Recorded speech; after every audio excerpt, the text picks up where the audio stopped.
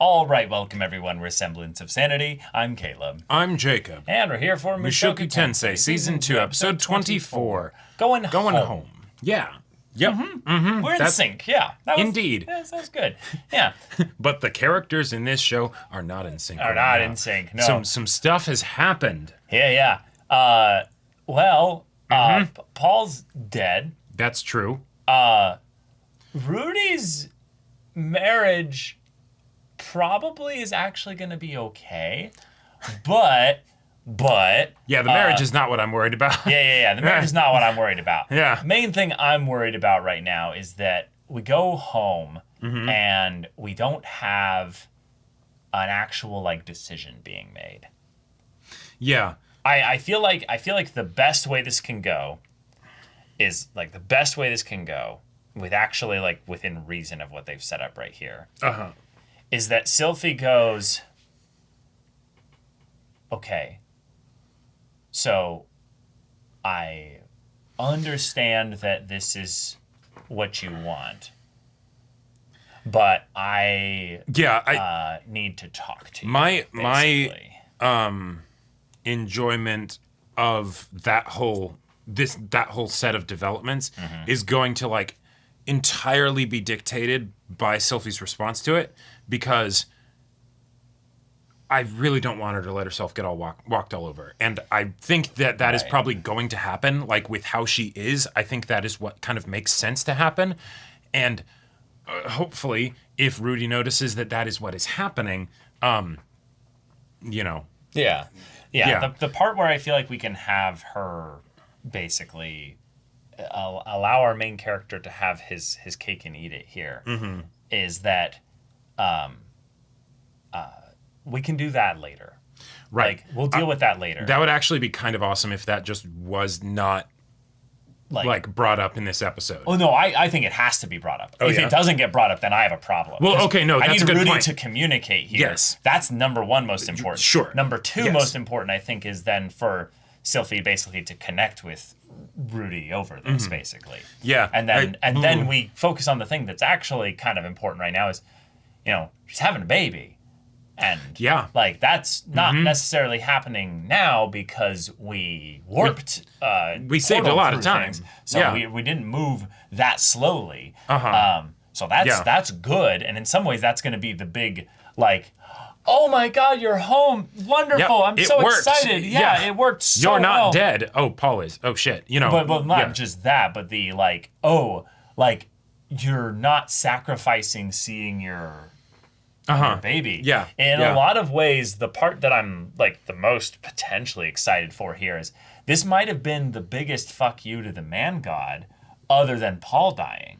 Yeah, that'll be a very interesting conversation of so this is what ended up happening. And I think the one thing that he could theoretically regret out of this, if things go well with the marriage kind of things and he opens up things to a more dual wielding situation. Is that Paul died as a result of you being there, right? But you saved Zenith and Roxy. If you were not there, Roxy Zenith would be dead. And Zenith is not going to be like this forever.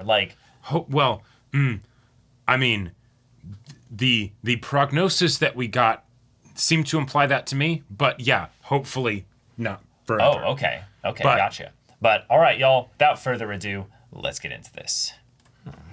It's the winter time.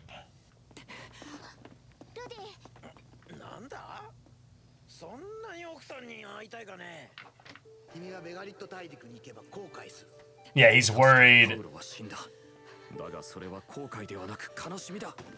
He's worried that there's going to be some kind of cost and... Oh.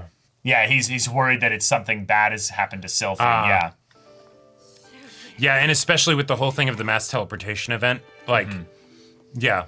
No, I totally understand his paranoia here, yeah. No answer. It's a big house, we don't know. No, this is bait. They're out shopping or something. Yeah. Holy shit, wait.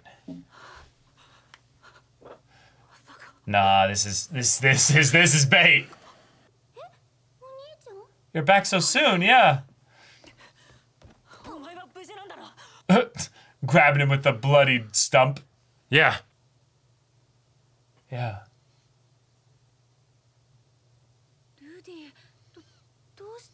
Oh. Oh, she's totally fine. Yeah, why would we not Right, be you were only safe? gone like, 5 months or something. Oh. Yeah, also, what happened? Yeah. Oh. Okay. Yeah.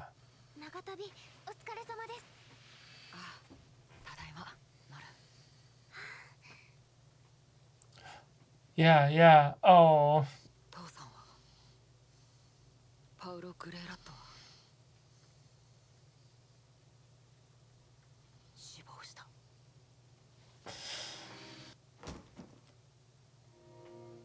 Oh. Yeah.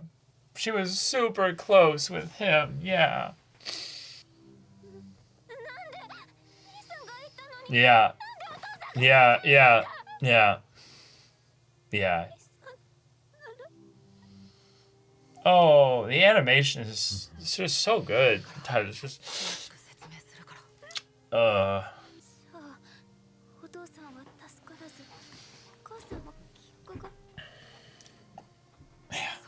shit. Oh. Oh.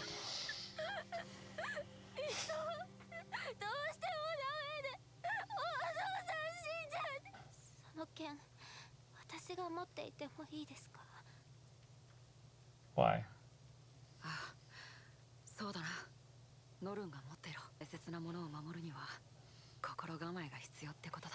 Giving him all the words that Paul said, yeah. It's as big as me, but you know what? You're gonna carry that weight. So there is some... There's something. Okay. Oh, that's cool. That's a really subtle, just nice little thing. It's just a little bit of hope. Yep. Nothing definitive, because that could have been just random, but...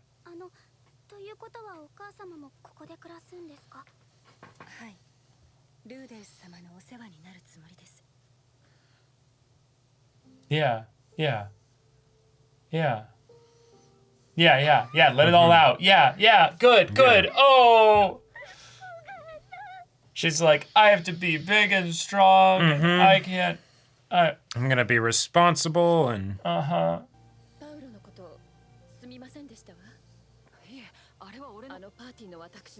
Oh. I was his shoulder, yeah. Okay, I was his other arm, yeah. Right. You're going with them too, right, Roxy?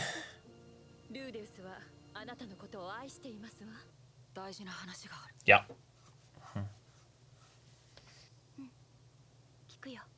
Okay. Like she already knows. Yeah. Why? They should not be here for this.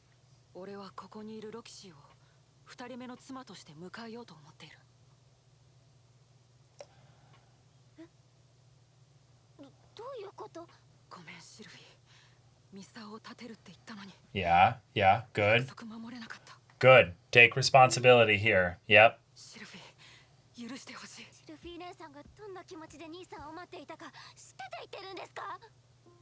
Yeah. Oh. Now I'm actually glad they're here for this. I like that we're not getting any immediate response from Sylphie here.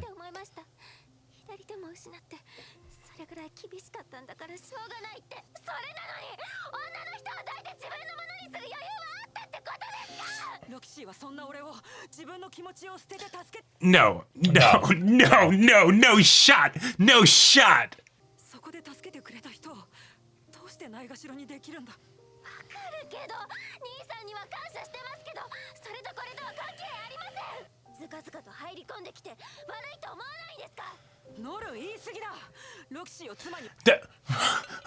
Oh my god. Why are you here right now? Yeah. Yes. No, it's took advantage of him way before that.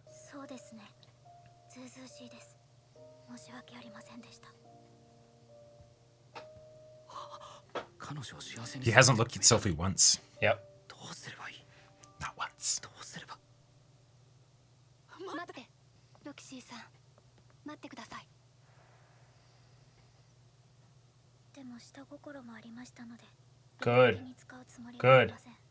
下心なしでって言われても Yeah, I also, yeah, uh-huh, yep. チーさんの立場でもやっぱり同じことをしちゃうと思う正直ね僕 I don't believe that. Whoa. ルディってエッチでしょ僕とできないと I mean, he does have her panties. って思ってたんだすみません不快なものを見せてしまって不快じゃなかったよあのねロキシーさんのことはルディからいつも聞いてたんだなんと俺の尊敬する魔術師は本当にすごい人なんだろうなってでも実際に見てルディが好きなだけの普通の女の子なんだって思ったら嫉妬なんて消えちゃったんだノルンちゃんはああ言ったけど僕は歓迎します Whoa. 一緒にルディを支えていこう Wow. Okay.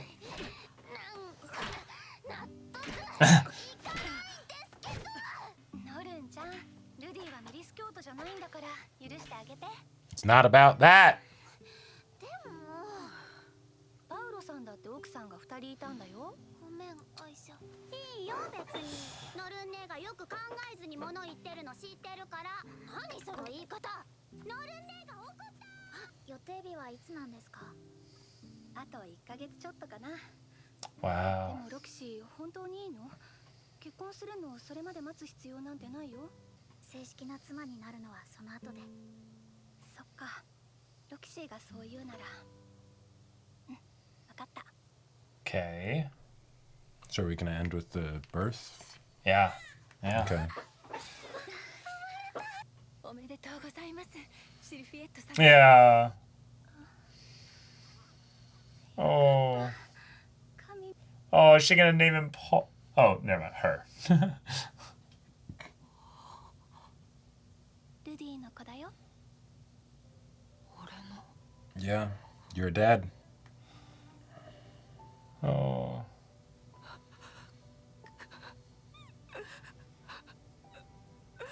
Nice. We're moving. Yep. We're moving. パウロ父さん久しぶり俺父親になったよ父さんにも見せたかったな父さんは死んじゃったけど子供は生まれたよ父さんがいなかったら Yeah. 俺は Yeah. Well, not just dead, right? All the times that he helped you growing up and stuff. ルーシー・ Lucy. 俺とシルフィーの頭文字を取ったんだそれからロキシー師匠を妻にしたんだ父さん俺ダメな息子だったよ前世の記憶とか持っててさちゃんと息子として父さんと向き合えていなかった Yeah. けど今はもうパウロ・グレイラットの息子のつもりだから自分がまだまだ子供だったって前世の記憶で大人ぶってただけのガキだって 子 Whoa. 供も生まれて親にもなったしすぐに大人にならなくちゃとは思うけど Whoa. Acknowledging that. Cool. That's Nice. crazy. That's awesome. Yeah. Yeah. There's the Sure. whole show right there. Mm-hmm. Yep. Fuck, man. Like, Yeah. I'm starting to get it. Shit. 父さんが残してくれたものを守るよじゃあまた来る今度はみんなを連れて Oh. Oh. All right. Nice. A stopping point rather than a turning point. Yeah. Wow. Oh. Yeah. まだまだこの世界で生きていくいつ死んでも後悔しないように本気で Nice. Awesome. Cool. Okay. Fun. Okay. Ah. Yeah, season 3 is confirmed. Oh, yeah.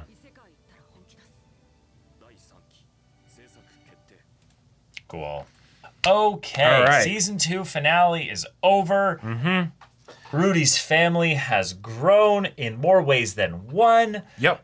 We have reunited with everybody other than Paul. As far as where we're at structurally in the story, this is a very exciting place to be because from here on out, in a lot of ways, it's about then the journey of growing up in this world. Right. They could have called this episode a turning point in a lot of ways. And but in some ways it's not. It isn't, but... Because it has nothing to do really with big world-shattering changes and stuff. Right, exactly. It's about the intimate change in that I realize in this moment that I have watched Rudy grow to the point that I've let go and in some ways, not forgiven, but like I've accepted that he's not just changed, but he's going to continue messing up. Right. And that's okay. And yet, in some ways, I would consider this episode to have contained one of his biggest blunders. And so maybe the man god was right, but it's that you won't regret it immediately. It's what comes later. Now, I think now that we've gotten through this episode, man god was talking out of his ass, actually. Yeah, I don't... Because of one level, Rudy saved Roxy in a way that was like... Oh, yeah. Miraculous. No. Yeah, she would be dead. Zenith would never have been rescued. Yeah. Right? And in fact... Paul might have done something even stupider by continuing to try to save her. No, like, the best situation would have been they continued to search in vain for Zenith. And eventually just gave up. And didn't find her, right? Because they... Which is probably what would have happened. Probably what would have happened. And maybe more people would have died along the way. I think more people would have died. It would make absolute sense that more people would have died along the way. But this ending sends some things that we'll talk about in the later part of the discussion is a happy one. Like, it's a very happy one. Right. Rudy is now able to finally accept himself as being a son of Paul Greyrat. The coming full circle on, I'm masquerading as their son and I'm mocking this young man from my child body, you know, with my, superior knowledge and intellect and all that. And then here now humbly kind of accepting I was masquerading with the memories of that old man from back then. And that's not who I am anymore. Up until now, we had very much the desire and strides that Rudy was making in order to fully be a new person, right? This is where it was like sort of, stake in the ground. Oh, yes, I can now realize that I am a different person, right? Like not just, I'm getting, a second chance and being able to relearn all these, new things and all that stuff. But the way I approach things, the way I see myself. Right. Like this feels like a silly explanation that probably a lot of people wouldn't get. But if the banishment spell was cast on him, he would not go back to the real world. Right? This is his home. This is his, his place of origin, basically, if you will. Right. From an emotional sense. Yeah. The really cool thing with that is that I love that in some ways, the happy ending is that he messed up and made a decision that I don't agree with in some ways after that. And yet, because this is the story of his redemption, basically, his actual change in that regard, he's not going to magically never make mistakes again. Right. But also, this is the other thing, this is not a story of just Rudy being a person that's, got some growing up to do and stuff. We have other characters in this story, and Paul was kind of the main focus point of this because he's the older Rudy in that regard. Also have room to grow and can mess up and stuff like that. So Sure. I find the show being one that's kind of giving me this chance here to be like, hey, yeah, yeah, we're going there. Well, but also, the characters involved all know that this is a drop of character. This is a except, well, okay, that's a different. I don't. Okay, we got the grieving for Paul. yes. That was awesome. I loved that was the first thing that was done. I loved the addition of Rudy freaking out when he's like, wait a minute, are they okay? You know, big house, so they don't hear him, you know, originally, you know, and not everybody's there. But the, oh shit, right, you know, with all of the times that I've been separated from people and, you know, and all the stuff that's Horrible happened. things have happened, yeah. Oh my God, I need to know that they're okay. And Right. the show did a good job of like, you know, baiting that out, right? And like, you know, like making us wait so that we could really feel the tension from Rudy. Because this is the kind of show where I would believe it if something like that were to happen. And it's like, sorry, you were gone for, you know, 6 months or something. It'd feel very awful and arbitrary. Yeah, and below the belt. But at the same time, it could have, you know, it could have happened, Who knows? right? Yeah. Yeah. So that could have been a really, really cool explanation that would have snaked around Right. being something that would have caused and affected there was a situation that would have happened to Sylvie right. or what The have reason why this episode's called Succession is actually because there was a royal succession and that caused some whole upheaval. And then, you know, who knows, right? Who knows? Yeah. But thankfully, we teleported. It saved tons of time. Yep. It almost feels like the kind of thing where the man god didn't count on the teleporting. I think I think so. that's exactly what this was Yeah. that the man god has a conflict with the dragon god. Mm-hmm. Because of that, I think that this whole like side of things with the teleporting and stuff, that's stuff that's completely out of his view. Right. And that's where I'm sure he will attempt to keep that a secret from Rudy, you know, and not maybe be overt about the stuff of, oh, there are things I don't know, and so maybe you can't entirely count on what I Right. say. I'm not all powerful. I don't have Yeah. the view of the future perfectly. Right, exactly. I can see futures, kind of like your eye in a lot of ways. Right. But sometimes Hydra go burr and your eye's not going to be super helpful. You know? Exactly. And so, yeah, I think that is what is the case. And I absolutely can see how, yeah, a 2-year journey. That would have maybe been... Roxy would have already been dead, right? Or, you know, Roxy would have been dead. Mm-hmm. Paul might have just been a who horrible knows situation there. Right, what the situation would have been. They Yeah. might have even failed to get Zenith back because the original party was so in tatters, both physically and emotionally, from everything Yeah, that maybe happened. AlenaList dies. you know, Yeah. And then it's the right. like, oh, so many people die, they don't get Zenith, and then And you have so- to go back and you missed your child's birth. And Right, everything, right, and all of these they're things. already like 4 years old or something. And so now, this feels very maybe. this feels very like poetic in that the whole premise of this show is basically Rudy catching an unexpected break, right? Wow, where it's sure. the oh hey, everything was terrible, but guess what? But there's another way. But there's another way. You Yeah. got In a the lot of happy ways- ending that in a lot of ways you didn't deserve, and now you're in this situation. That's actually isn't a really, that wonderful? That's actually right? a really good way to describe it. In a lot of ways, the reason why season 2 even was the way it was is because of the way Eris' situation went down. Sure. Which is not I would even say the majority of it being Rudy's fault. Oh, the Eris situation? Oh no. That well, and that's. I mean, not to go back into discussion. not to go back into but, old stuff, but I'm saying Yeah. that there were a lot of things that are contained within the Eris situation here. Uh-huh. But I'm glad he's out of that. Right.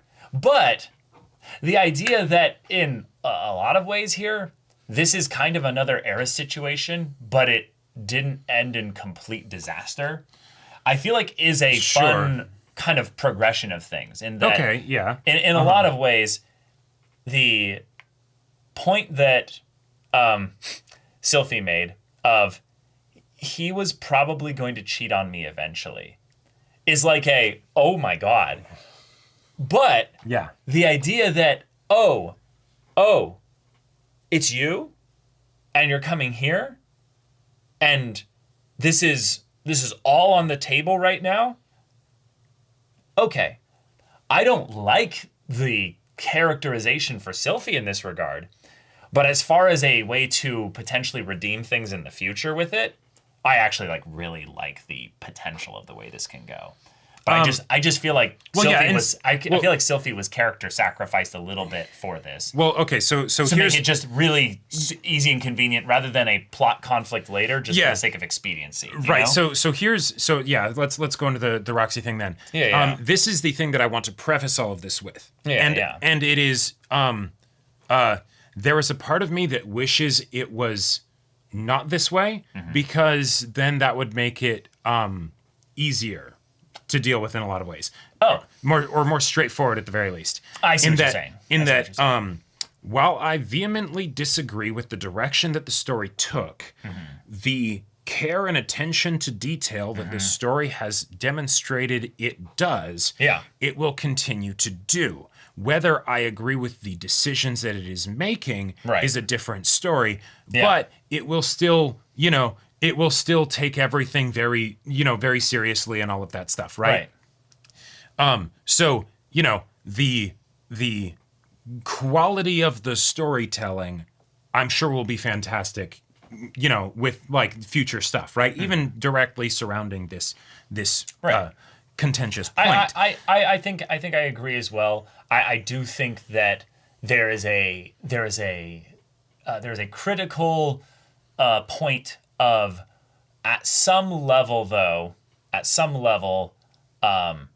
one of these women, one of these two characters, Sylphie or Roxy, is going to be slowly written down and away from the story, and I think I know which one it's going to be. Oh yeah, it's the obvious is night and day, and that's something that I'm going to have to see how they handle that. Right, and this is where can see the logical reason of she has a kid, and then maybe the story goes from week to week, and thus pacing wise, she's just literally nursing the kid. Oh yeah. So and this is where I think we can go into the whole Sylphie's character being sacrificed deal, because with the way that this was done, and even with the stuff before this, I don't feel like this situation was actually handled from the standpoint as with as high of a priority as it usually is of what do the characters do? What is the natural consequences of that? There were some guardrails basically because there was an objective that was desired. Yes. And so we're going to bend things a bit to go in that direction, right? And which still is forward. We've got the progress part going. The show will continue to, do cool things in the show, right? Well, I'm not meaning the cool things with it. I'm meaning that we'll evolve the characters. I'm saying that this is not a complete de-evolution of Sylphie as a character. Right? Yeah.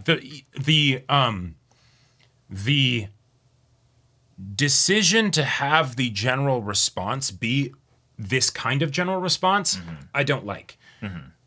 If you're going to have the general response be this kind of general response, the specifics in how they had Sylphie respond, okay, all right, sure. I think there are things that are cool about it, right? Even though I don't like it in general, if that makes sense. Yeah, I think that the things that were brought up as here's the counterbalance to the Sylphie kind of thing here of okay, so one. Norn is fucking pissed. Yeah. And I actually really like this. I like it and I don't. Okay, I know why you don't. I know why you don't. But I think it's actually important to express why we do in this case here. Because it would have been easy, in my opinion, personally, to throw this all into being a jealous kind of confrontation here, where Sylphie basically goes, he's mine, basically. And then he's like, whoa, ladies, Yeah. So, rather than that, it's do you consider Sylphie's feelings here? Right.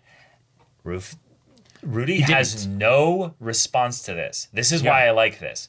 Rudy fucked up, majorly here. Yeah. And this is the part where, I will get into that, but the idea is that Norn calls him out on that. And he basically says, hey, I get that, but this is someone that saved me.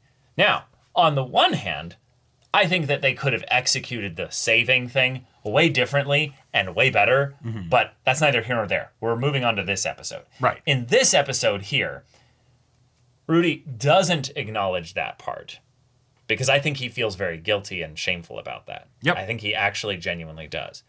One, that leads to a positive basically with Norn bringing this up. Second thing basically is calling out then Roxy. But then why are you here? Don't lie. This is the part where I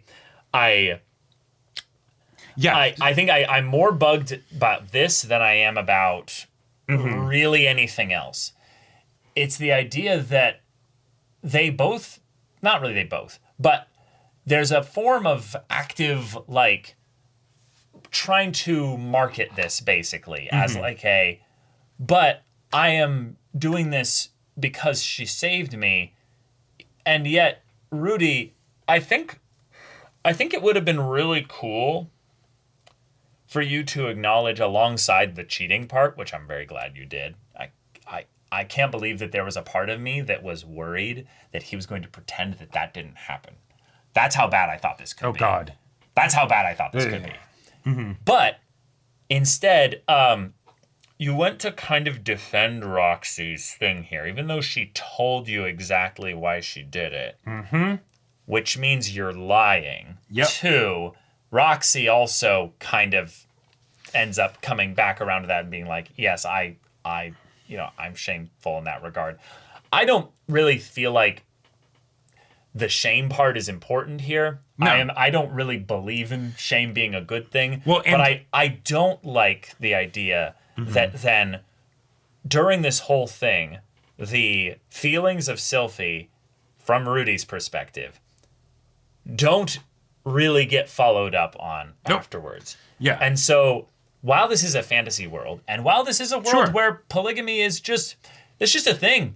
The only people that don't basically believe in polygamy are the religious Millis people, basically.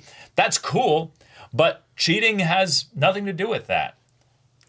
Forcing yourself sexually on someone has nothing to do with that. Yep. So both these people that fucked up, Rudy, Roxy, in that respect, I believe deserve each other. Oh, sure. Now, the issue is, right now, from a physical standpoint, Sylphie is pregnant with Rudy's kid. Yep. She's very vulnerable right now. So she doesn't really have much choice as far as what to do here. And that is actively not being given addressed to her. So, okay. Yeah. Go off. I do not fault Rudy for what happened in the previous episode because of what it was. That was not cheating. No. If the show does not want to acknowledge that as cheating and it's going to treat it as if it isn't because of the way this world is or whatever, well, no, okay, that's fine. He said he was unfaithful. He calls it cheating. Sure. Yeah. Rudy calls it cheating. You brought her here.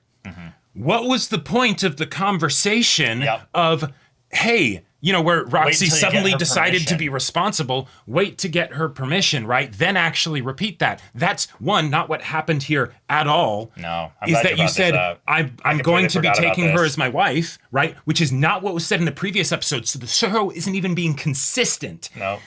Even if it was, what kind of answer do you think that is to be like, hey, I brought the person I cheated with here. She's staying here. Also, I'm going to say this in front of these two other kids that we've been taking care of. This is what I'm doing. You're cool with that, right? What the fuck? Yeah. What the fuck? Like, that's where Rudy in my mind messed up. And that's something where it's like there's and it's something that's not even being brought up by like the show, right? Now, the purpose of Norn and Aisha being there, it saves on time for sure. You can have Norn pop off on Rudy, which, that's the part where I actually feel like it's not that bad that he had them there. The point primarily is that he's here to basically say, hey, I failed you two as well. And totally. But that's still something to save for a different conversation.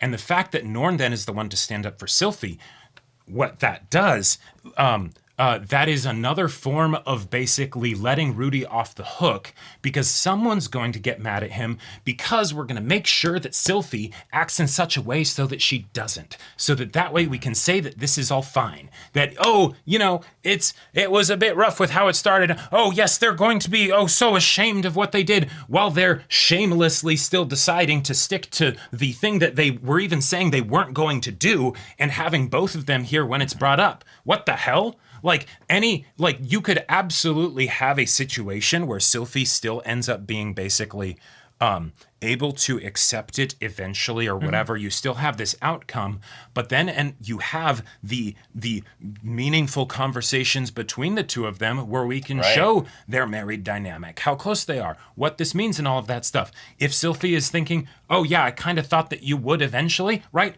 All of the things that or so many of the things that are being said here are things that I want to see the responses to from Sylphie and Rudy.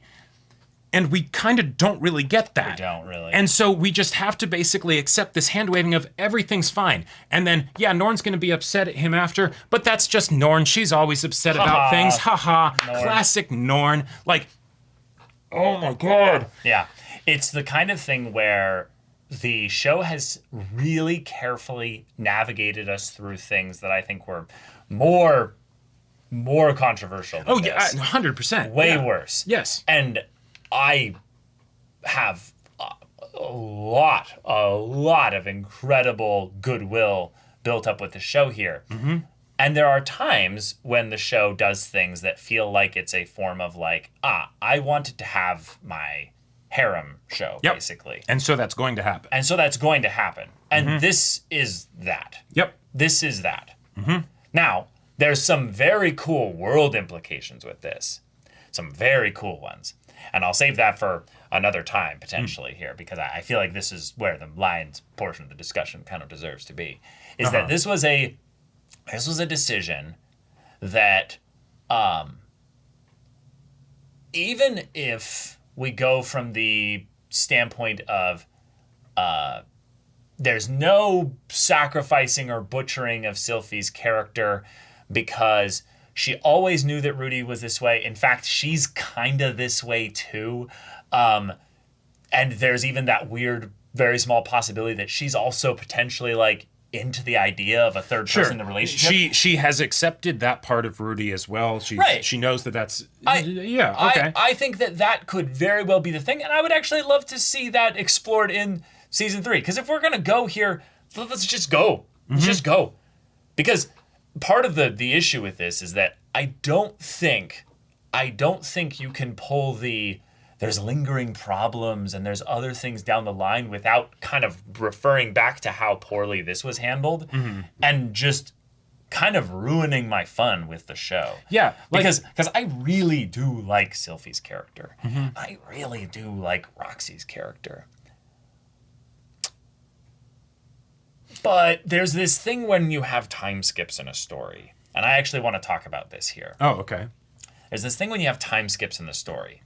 Part of the thing that's wonderful about them is then you can basically not write the progress that got you from here to here. Yeah. Which is very convenient and very helpful. And in a lot of ways, it's just great because then you can say, let me tell you all what happened. And then you skip to the next scene and just you go, like Rudy did with the... Exactly. Yeah. And that's all that happened. But some things are so important, you need to hear the basic, detailed, nitty-gritty, specific things there. Yep.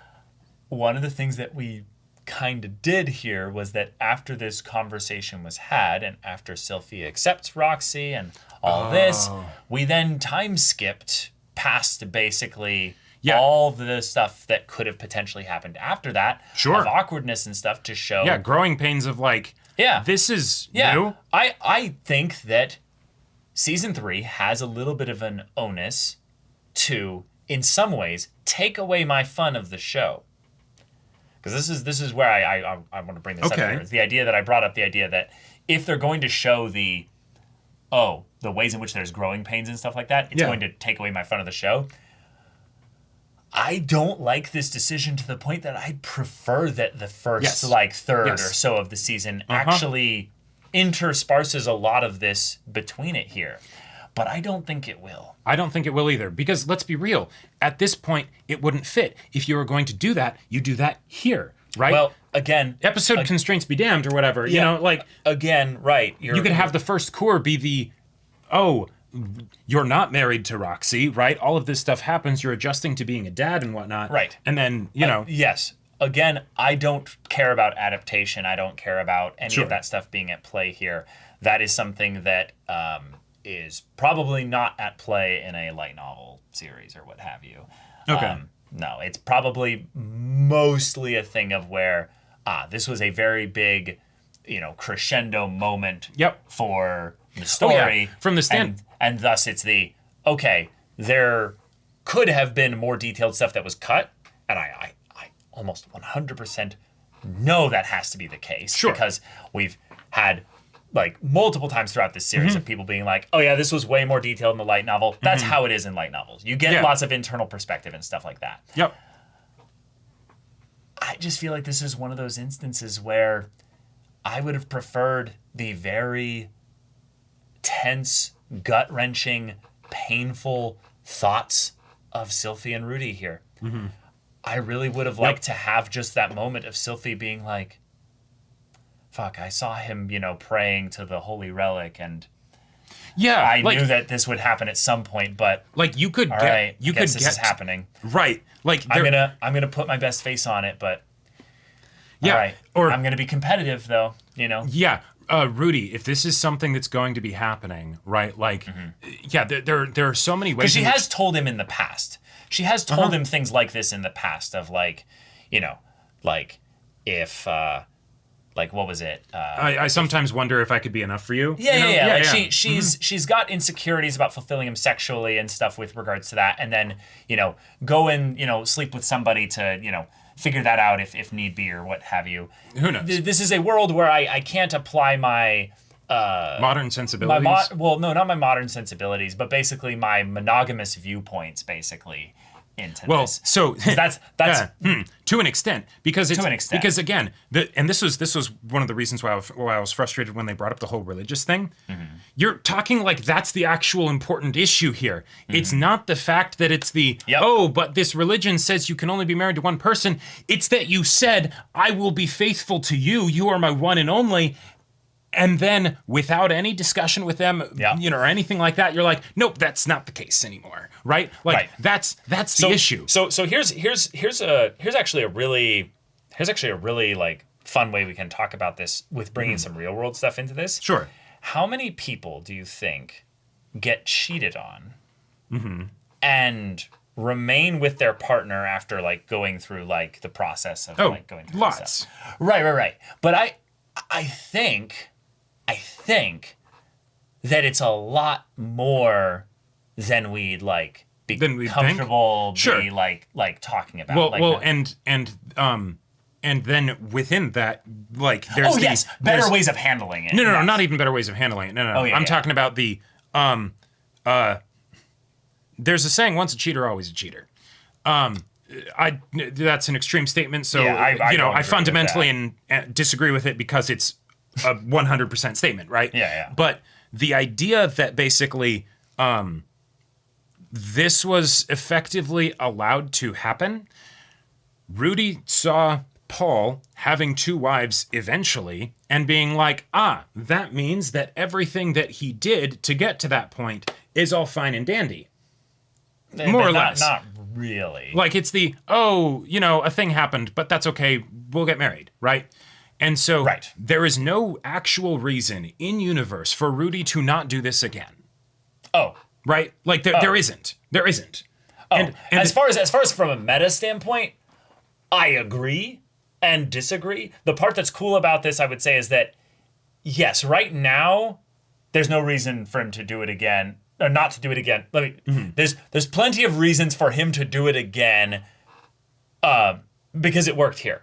Right. The reasons why it probably won't happen is that there's no character actually set up to be that. Yeah, exactly. And not even and the Paul's death thing was used as the way for this to happen, which again, I'm just going to point out, since Rudy brought it up, of the, she saved me.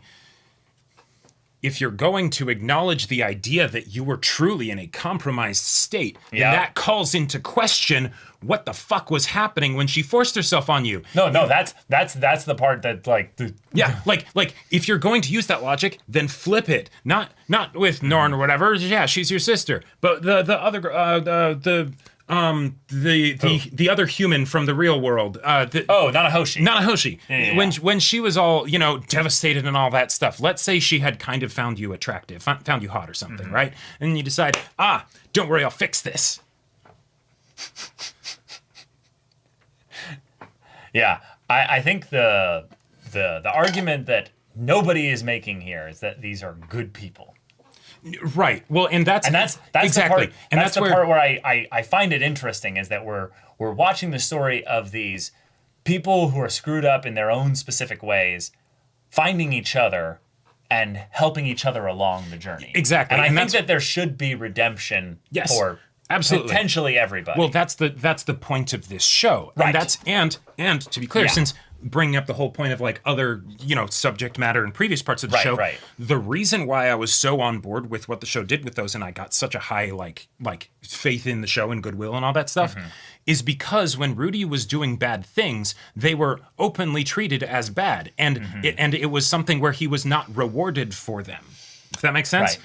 Whereas here, even if they are acknowledged as being bad, it's in the sort of slap on the wrist kind of way. Yeah, there's no story consequences. And he is rewarded for it, right? There's no story consequences. Yeah, exactly. And so the characters making mistakes and all that stuff, I'm all for that, right? Yeah. The idea of this happening in and of itself is not something I'm opposed to, right? It's okay, they're doing it in this way. Yeah. All right. I'm disappointed. Yeah. But season 3? Yeah, and it's tough because now whenever I see Roxy and Rudy basically together, right? I'm not going to be thinking, "Oh, I'm so glad they're together." I'm going to be like, "Right, they're together." Right. Like imagine if it had been something where there was actual fallout from this. Well, so that's the thing here. No, go ahead, but I have a thing for this. Yeah. And this doesn't necessarily mean it would have been a better way to do it or whatever. No. But imagine if there was an actual fallout from this and it's oh shit, we actually fucked this up. Now we need to deal with the consequences of that. And they end up not seeing each other for a while. And it's oh yeah, that was the whole thing that happened. And we go back into oh hey, Roxy and Rudy are kind of separated, right? And then over time, then you start to slowly have that mend, go into all of the nuance that you would get from a messy situation like that. And then eventually you can still end up here and then maybe it's just further down the road.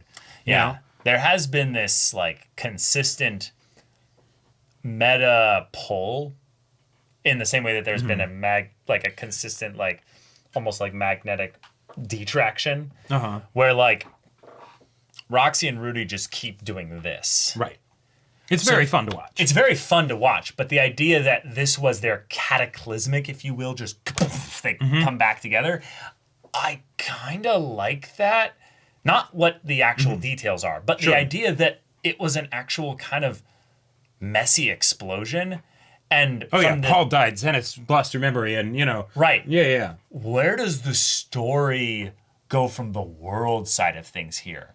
Because what it almost feels like is we've kind of assembled most of the important people, and we've made contact recently with all the other side characters, important people. All previously established conflicts that are closely relevant to Rudy are pretty much resolved. The only other one, which is what they hinted at the end of Eris, right? Yes. If she they run into her again, that could be a very fun personal conflict that could be gotten into. But really, the next step, I'm guessing, is going to be the whole man god, right? Or just we do a time skip a little bit. Sure. And we the royal succession thing with the princess ends up causing some world disturbance or whatever. We get some more Grey Rat family kind of stuff. I think that's where the next conflict would be as far as a world standpoint thing.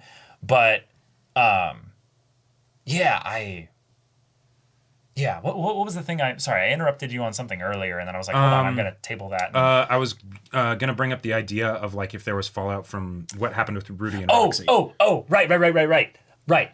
I think Sylphie's absolutely going to be able to accept Roxy for a few years.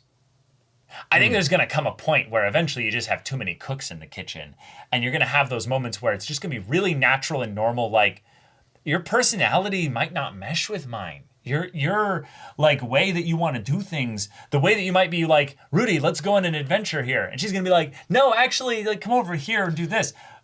I think that there's naturally going to be some strife in that regard. I would imagine that happening, but nah. Sylphia is going to stay convenient to the plot. Really? She is not going to cause a disturbance. She is going to like be the people pleaser. Yeah. But then she has to literally just stay at home and do nothing. Well, we'll see how that goes. But yeah, Okay, well, here's to hope, basically, that this show that I do really love has a very, very worthwhile payoff for this decision story-wise. Because I don't think it will, but I think what it'll do is that it knows how to do good fiction, right? Like, that's very clearly established. Very clearly, yes. And so we will be able to get back into that. And then this will just be something that it'll be like... It's just there. Yeah, we'll just have to try and, like, not think about too much, you know? Like, get distracted with all the other awesome stuff the show's going to do. Okay. All right. And well, yeah. But all right, y'all. Season 3 is in production, but that's not coming anytime soon. Nope. So thank you all so much for watching this episode's reaction and discussion. If you want to see the next episode's reaction and discussion of what's coming up after this show, go check out the link in the description below. For our Patreon, you can get on early access there. You can watch full-length timer reactions there, and all this comes with Discord access, so you can chat with us in the community there about this show, about anime in general. And also be sure to check out our Twitch channel. So yeah, if any of that interests you, we'll see you there. But until then, we're Semblance of Sanity. I'm Caleb. I'm Jacob. And we'll see you all next time.